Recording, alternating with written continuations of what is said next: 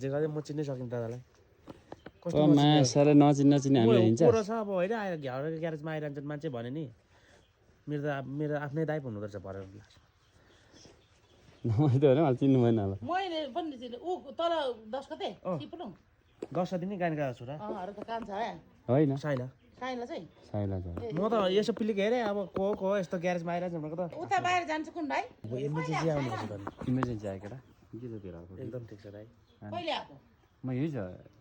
दाइ मेरो काठमाडौँमा हेलमेट थियो यस्तो खालको अस्ति विवेक दाइले लगेको कसको विवेक दाई यो भिडियो हेर्दै हुन्छ नि प्लिज हेलमेट काठमाडौँमा कहाँनिर छ भन्दै तपाईँकोमै मेरो घरमा विवेक दाइ र तपाईँको रुम एउटै त हो नि ए अर्को म त मोटे विवेक दाई वाला भन्छ होइन होइन 10 गते तपाईँ आफ्नै ए हो र ल ठिक छ हेरौँ ल ल हेरेर पठाइदिनु ल यो कसनु पर्यो यो कस यो भयो गिफ आएको त हेलमेट ए कस भएन झन्डै बेसी सक्छ कान चिन्दिन होला अब